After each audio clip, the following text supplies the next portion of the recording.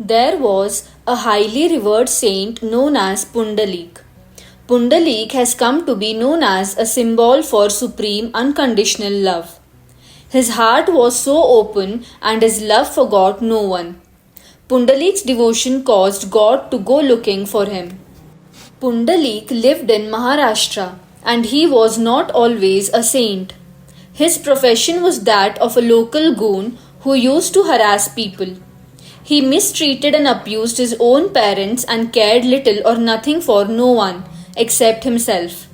One day, Pundalik met a saint who initiated him into the path of Bhakti Yoga.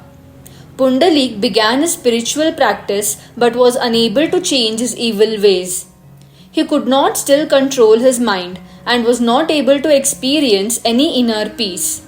So, he went back to his guru, the saint who had initiated him, and asked for further instructions. His guru told him to serve his parents and assured him that in serving his parents wholeheartedly with complete unconditional love and surrender, he would attain eternal peace. Pundalik followed the saint's command and began to serve his parents' every need. He looked after them and nursed them. Through his service to his parents, Pundalik learnt the art of devotion and caused Lord Vitthal to go looking for him. It is said that the devotee Pundalik founded Pandharpur. His father Janudeva and mother Satyavati lived in a thick forest called Dandirvan. Pundalik was a devoted son, but soon after his marriage, he began to ill-treat his parents. To escape from this misery, the parents decided to go on a pilgrimage to Kashi. When Pundalik's wife learnt about this, she also decided to go. She and her husband joined the same group of pilgrims on horseback. While the son and his wife rode on horseback, the old couple walked. Every evening when the party camped for the night, the son forced his parents to groom the horses and do other jobs. The poor parents cursed the day they decided to go on a pilgrimage. Soon, the party reached the ashrama of the great sage Kukut Swami. There, they decided to spend a couple of nights. They were all tired and soon fell asleep, except Pundalik, who could not sleep. Just before daybreak, he saw a group of beautiful young women dressed in dirty clothes enter the ashram, clean the floor, fetch water, and wash the Swami's clothes. Then they entered the inner room of the ashram and came out in beautifully clean clothes, and passing near Pundalik, they vanished. Next night, he saw the same sight again. Pundalik threw himself at their feet and begged them to tell who they were. They said they were the holy Ganga, Yamuna, and other holy rivers of India in which the pilgrims bathed and washed off sins. Their clothes became dirty by the sins of the bathing pilgrims. And because of your ill treatment of your parents, they said, you are the greatest sinner. This brought about a complete change in him, and he became the most devoted son. Now, the parents rode the horses while the son and his wife walked by their side. By their love and affection, the son and his wife urged the parents to give up the pilgrimage and return to Dandirvan. One day, it so happened that Lord Krishna, the king of Dwarka, while feeling lonely, was reminded of his early days in Mathura. He particularly remembered his sports with the milkmaids, the cowherd boys, and his love Radha. Though she was dead, he longed to see her again. By his divine powers, he brought her back to life and seated her by his side. Just then, his queen, Rukmini, entered the room. When Radha did not rise to pay her respect, Rukmini left Dwarka in anger and hid herself in Dandirvan forest. After some days, Lord Krishna set off in search of Rukmini. He first went to Mathura, then to Gokul. He met the milkmaids and cowherd boys. They too joined in the search. They went to Mount Govardhan in her search. At last, they reached the banks of the river Bhima in the Deccan. Krishna left his companions at Gopalpura and he himself entered the Ndirvan forest alone in search of her. At last, he found her and managed to calm her. Krishna and Rukmini came to Pundalik's ashram. But at that time, Pundalik was busy attending to his parents. Though he knew Lord Krishna had come to see him, he refused to pay his respect to the god before his duty towards his parents was done. He, however, threw a brick outside for Lord Krishna to stand upon. Impressed by Pundalik's devotion to his parents, Lord Krishna did not mind the delay. Standing on the brick, he waited for Pundalik. When Pundalik came out and begged God's pardon, Lord Krishna replied that far from being displeased, he was pleased with his love for his parents. Lord Krishna then ordered him to worship Vithoba, or God who stood upon a brick.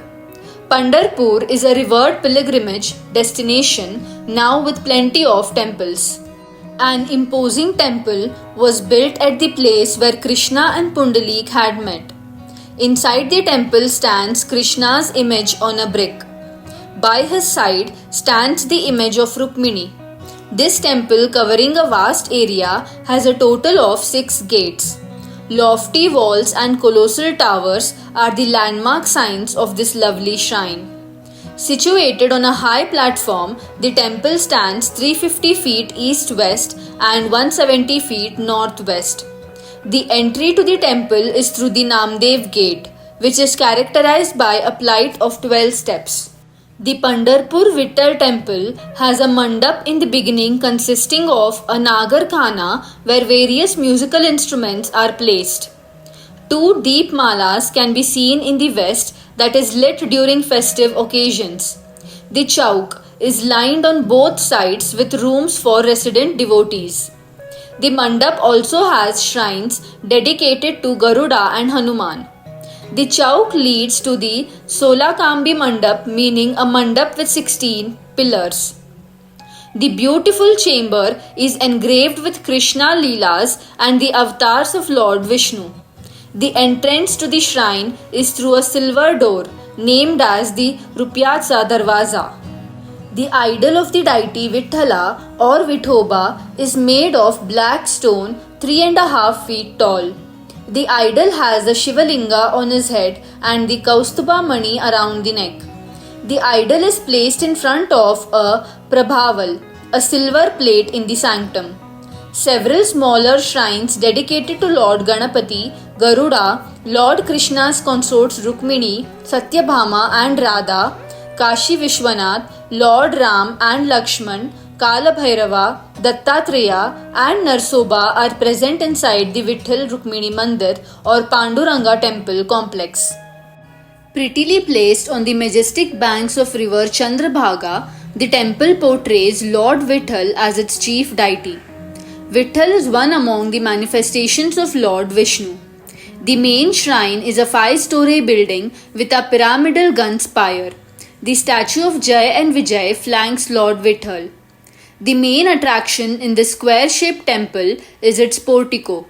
This portico holds the idol of Lord Shiva, which is protected by a brass cover. It is a customary practice that the devotees should wash their feet in the warm water spring that flows adjacent to the temple before they embark their darshan of the Lord. One among the allure in the temple premises is the iron boat of 3 feet by 2 feet, which floats in the river water but appears too heavy to raise with hands. Vishnupad Temple, Pandharpur. The Vishnupada literally is the Lord's feet, and the temple by this name situates within the city limits. A lovely shrine on the Chandrabhaga river is a breathtaking sight that allures the onlooker with its exquisite charm and prettiness. The temple is connected to the shore by a ramp. Constructed with stone, the temple is in the shape of an open hall where 16 pillars of stone support its flat roof. The pillar portrays images of Lord Krishna and Vishnu in their typical postures. The temple enshrines the lotus feet of the Lord on rock, which are placed on a square. These rocks carries the footprints in 2 positions, and one can also see the footprints of a cow entrenched in it. Since the temple is situated in the middle of the river, it has water level up to its floor level, and in the rainy season, the temple is virtually submerged in water. Thank you so much for watching the video. Kindly subscribe to my channel for more such interesting content.